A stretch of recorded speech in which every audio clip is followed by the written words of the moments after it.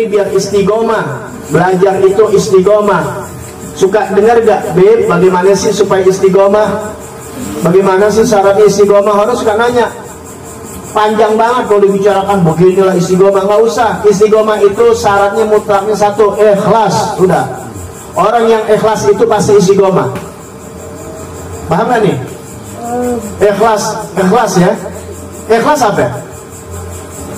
Ada bisa jawab yang perempuan ikhlas apa? Hah? Bahasa Arab ikhlas tuh khalis itu murni. Tahu bensin murni, nggak dicampuran. Paham ya? Kalau barang murni itu artinya murni, tidak ada campuran. Makanya surah Al-Ikhlas ini yang satu-satunya yang nggak ada tuh namanya di dalamnya nggak ada disebut. Surah Al-Kafirun, kafir disebut. Al-Ahad ada disebut. Apalagi Qul a'udzu birabbin nas, An-Nas, Al-Falaq, Al-Baqarah, apalagi yang tiga juz pasti ada. Tapi Al-Ikhlas cari di dalamnya ada gak kata ikhlas? Gak ada. Pemurnian tauhid, Qul huwallahu Allahu lam yalid wa lam yakul. Mana ikhlas nih? Pemurnian tauhid hanya Allah Ta'ala, gak ada yang lain sudah. Kalau orang udah begitu pasti istiqomah gitu. Kalau udah istiqomah, setan bukan bakal godain kita, yang ada di bakal hikmat sama gitu. Setan takut sama kita. Setan bilang semua saya akan bakal godain, mau Habib bukan Habib, mau alim bukan alim, apalagi yang bodoh, mau kaya bukan kaya, siapapun yang namanya judulnya manusia bakal saya goda. Illa ibadah mukhlasin, kecuali orang-orang yang mukhlas, bukan mukhlis, dibilang mukhlas dalam Al-Quran. Apa yang mukhlas? Yang diikhlaskan sama Allah Subhanahu wa Ta'ala. Kita buat ikhlas nggak bisa, makanya belajar, nanti Allah yang kasih ikhlas. Kenapa kita bisa ikhlas? Karena istiqomah. Tahu nih, ini contoh istiqomah nih. Ini ada anak muda nih, dalam kitab Anda baca. Ada anak muda, dia jalan ke musola nih, ke masjid, ke tempat ibadah subuh. Di jalanan dilenggor sama setan. Setan bisa ngelenggor loh.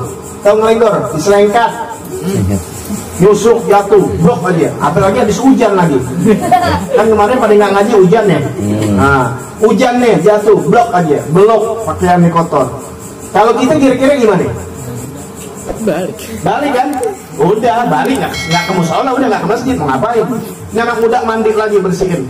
Butuh waktu tuh, dimandi buru-buru, di jalan lagi ke sono, dilenggor lagi, diselengkat lagi, gedebuk, jatuh lagi. Paham ya? Gedebuk, jatuh lagi. Dia mandi lagi, dibersih lagi.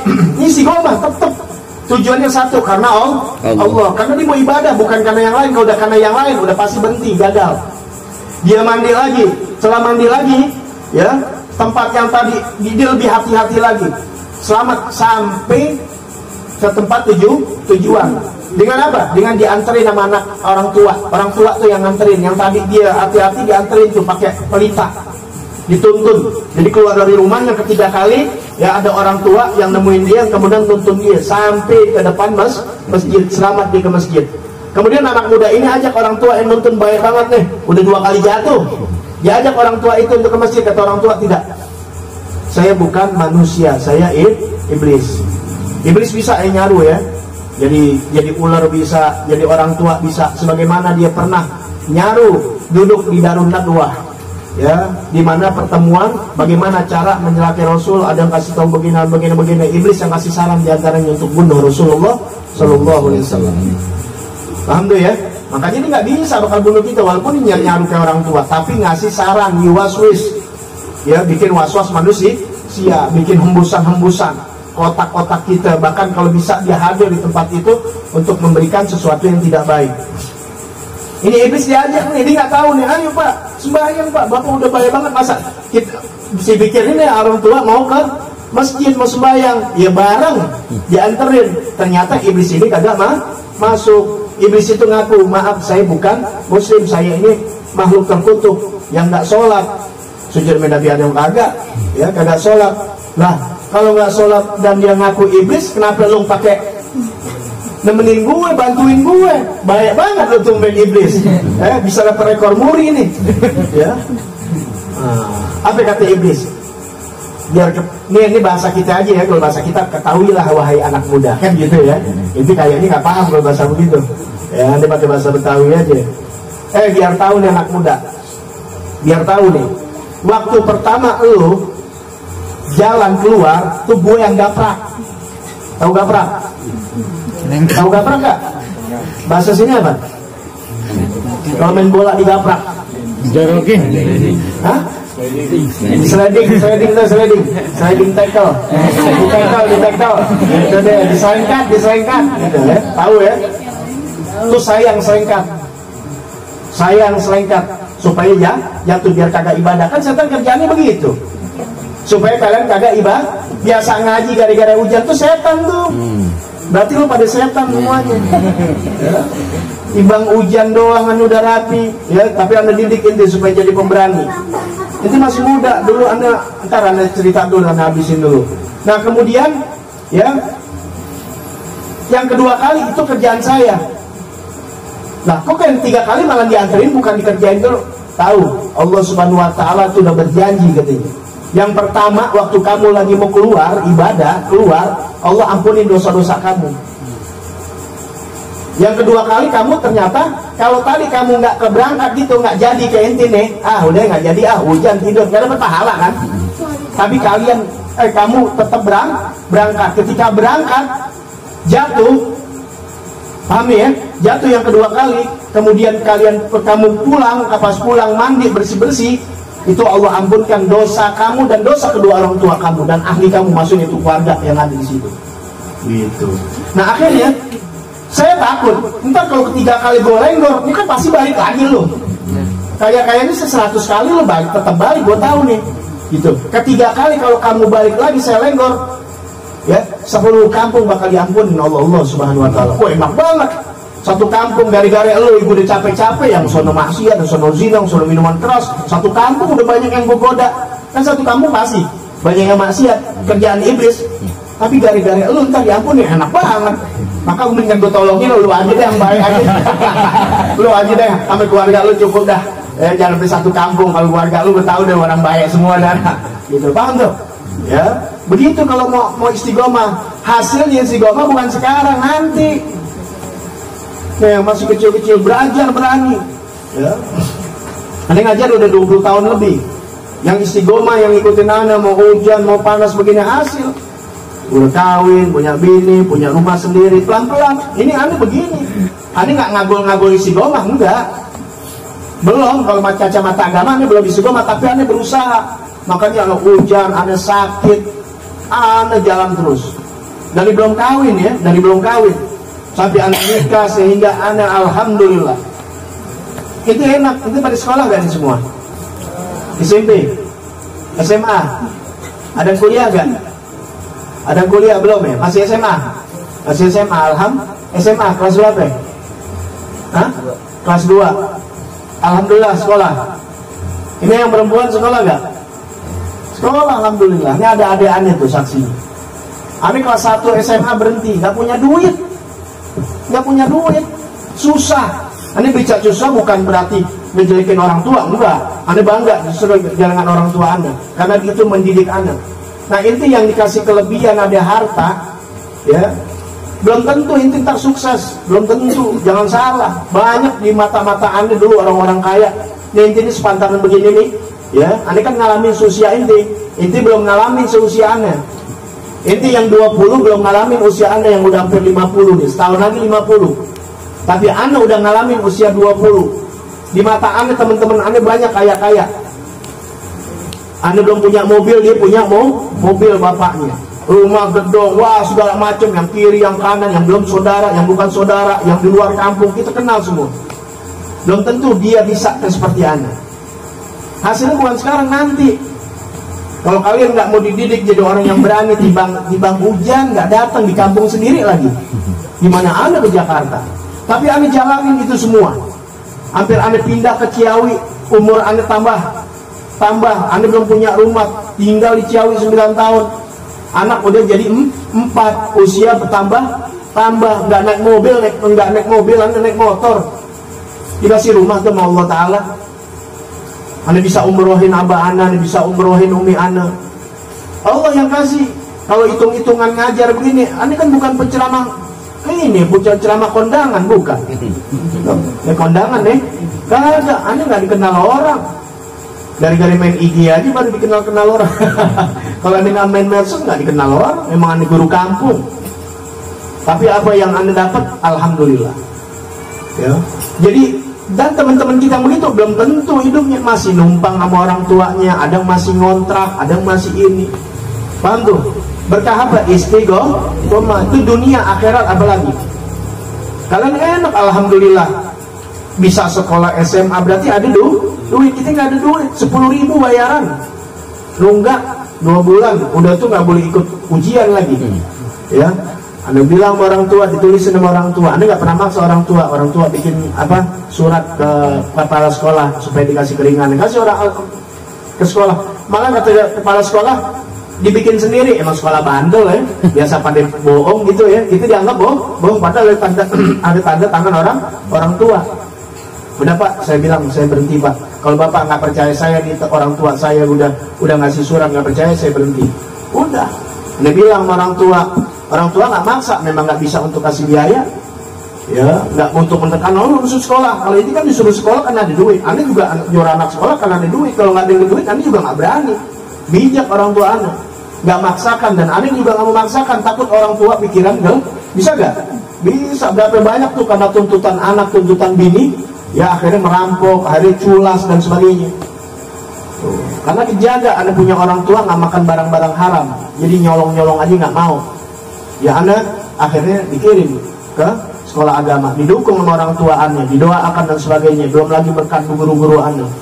Wah, alhamdulillah. Ya, itu cuma majlis taklim nih yang kelihatan Anda ini baik begini. Kalau didikan Anda di madrasah gitu, wah udah banyak Anda unyeng-unyeng. Apalagi pesantren, karena Anda udah ngalamin madrasah, ngalamin duduk di pesantren ngajar ya. Gitu. Lu tanya dia loh, ya udah berapa kali ngetampar. Ya, Anda hukum banyak anak-anak santri dulu yang ngajar santri itu salah satunya. Waktu Anda dikasih amanat untuk megang pesantren, ya disuruh ngelola istilahnya gitu, bukan ngelola apa? Mimpin deh, yang punya ada yang punya gitu. Ya, anak Sayyidil Walid diantara. Kesiangan subuh, berarti kan nggak baca ikut bacaan tuh. Anda diamin, Anda suruh murid jam 9 siang di tengah lapangan sama teman-temannya begitu. Ya kalau pagi kan buat anak-anak apa tidak iya, pesantrennya suruh siang gitu. Dilihatin mana anak kecil.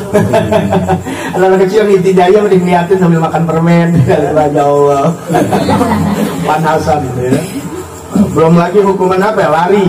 Ya, lari seputaran ceger tuh, gak kayak nanggerang ada suruh muter loh. Berapa kilo tuh.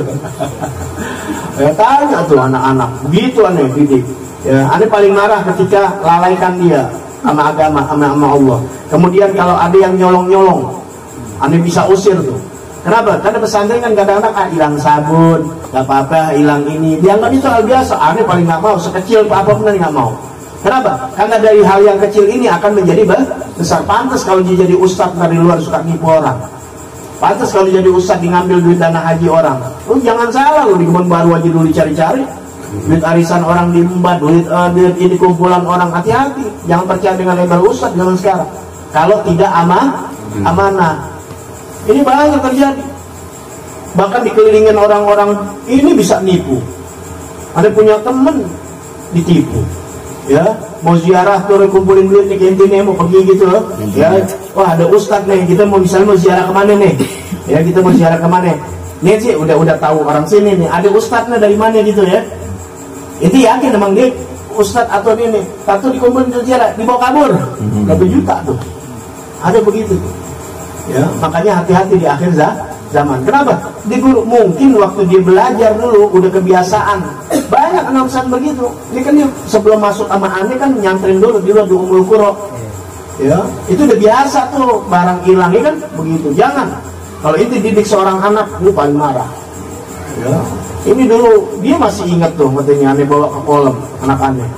Ya, kalau gitu-gitu dia ingat, kasih duit nggak pernah ingat. Udah gede dia masih ingat dulu. Gara-gara duit uminya dari dompet diambil. Ya, diambil doang begitu anak bocah, namanya bocah masih 2 tahun mau jajan kan, ya bang jajan ambil aja gitu. Marah Anda luar biasa. Ya karena ini nggak biasain tuh. Makanya duit kalau udah begitu kita naruh duit geletak, nggak bakal ada yang ambil insya Allah. Kalau yang udah dididik amanah. Kenapa? Amanah dijaga. Paham tuh ya? Jaga begitu. Itu kenapa tuh? Itu aneh dididik di dalam pesantren atau di dalam didikan aneh. Tapi kalau di majelis taklim begini kan aneh cuma ngajar begini. Ya, makanya buat perhatian buat kalian, jangan cemen jadi laki-laki. Mau hujan api, mau hujan apa, ini baru hujan air, gimana hujan pelor? Gimana coba kalau kita zaman penjajahan nih, kalau nanti kita dijajah, ini kan udah perang dunia kedua nih, 3 perang nih, habis ini nonton film penjajahan nggak bakal keluar, udah kencing di celana, nggak bakal ngaji. Tapi orang-orang dulu kuitang jalan, kiai ini jalan, ajengan ini jalan, padahal di zaman Jepang, di zaman Belanda tetap ngaji, waktu tempur-tempur, waktu ngaji. Kalau kita nih, mustahil. Makanya Andi nggak pernah ikut-ikut teriak-teriak, ayo ulama, nggak berani. Dan Andi juga nggak mau jadi support. Gitu. Ntar kalau begini, buktinya pas di penjara mana yang belain. Karena Andi tahu kualitasnya, ngomong doang pada teriak, bakal bela Habib, bakal bela ulama. Ya, hujannya kagak berani. Gimana di perang pelor, makanya ini nggak mau. Anda jadi tumbal akhirnya. Kita teriak-teriak, akhirnya kita ditangkap, pas ditangkap mana yang belain? Mana yang punya power pada? Apalagi mau bela pakai ini, udah mustahil. Ya, jadi itu yang dibilang cemen itu, yang buat penakut, bukannya berantem, tapi berani menghadapi situasi. Ntar gimana kalian bakal nikah, bakal kawin, ntar tinggal di kampung orang gimana? Coba kalau cemen, nggak enak banyak kakak adik aneh tuh, ya dibilang kakak jadi adik aneh.